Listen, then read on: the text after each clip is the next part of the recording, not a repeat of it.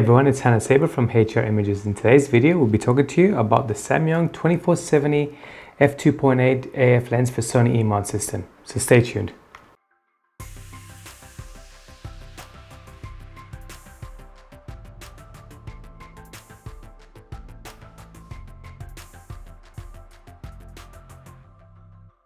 Samyang has come a long way with their autofocus lenses.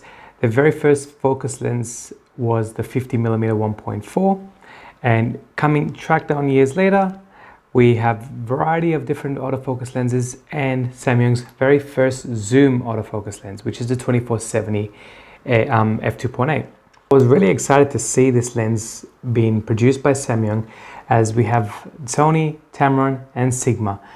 Samyang has been producing really amazing glass with great autofocus.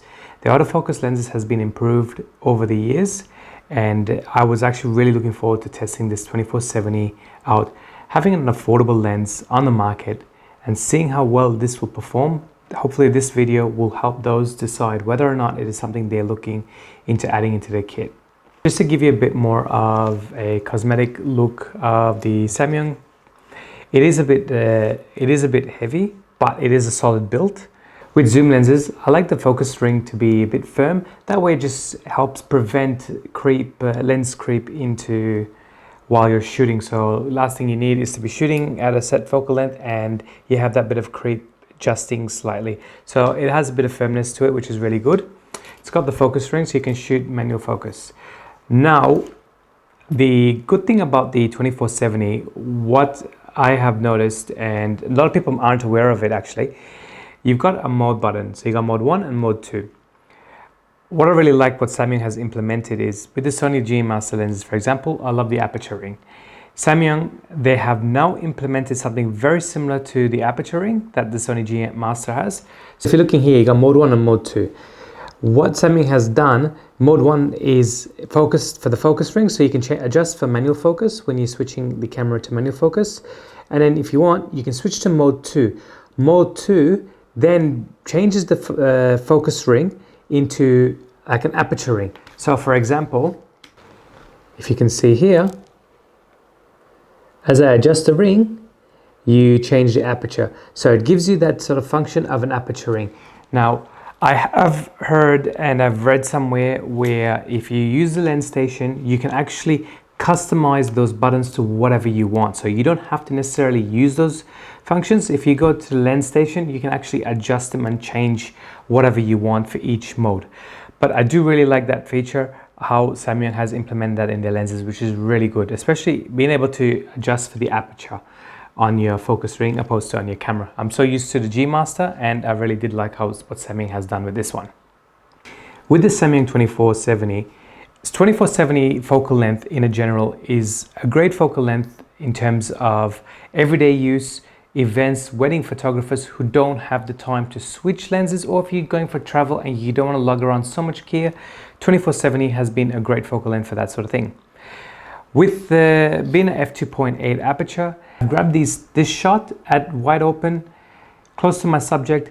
In the center, it is actually pretty sharp, and on the corners, it still retains the sharpness. It has a slight softness on the edges, but it's not really noticeable unless you pixel peek. So I'm actually really impressed on how well the f2.8 aperture is sharp throughout the frame.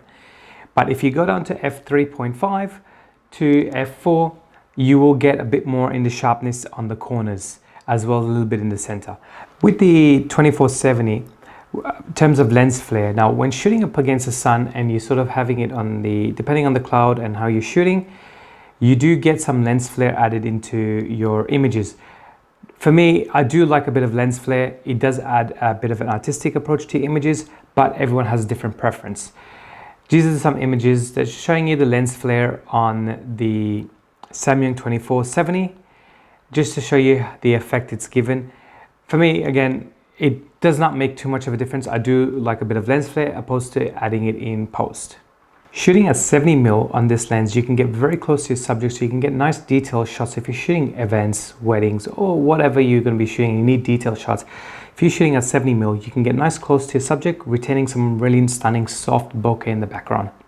Versatility of having a 2470 is being great to walking around, doing some landscape shots. Here are some shots I've done at sunset time. There was shot at around f8. Being able to walk around, changing up your subjects, so whether you're going to be shooting a bit of portraits with it or a bit of landscape.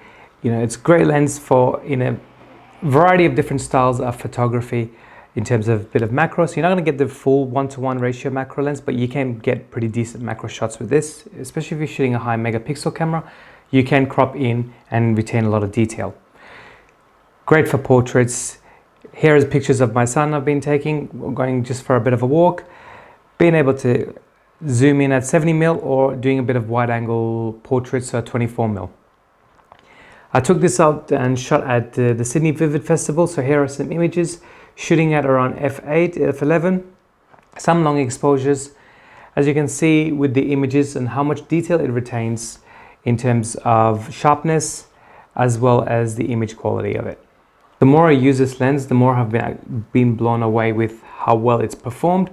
The autofocus, now here, one thing with Samyang, what they've done, they've implemented something called par focus.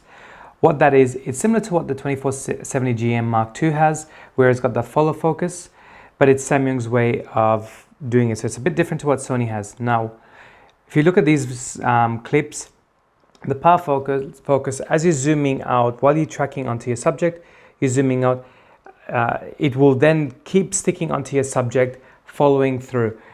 With the par focus, sometimes depending on your zoom or how fast the subject is moving, it will have that little jump and then out of focus, but then will come back in very quick to be able to go back into focus. So you do have that slight split-second little change in focus before it comes back.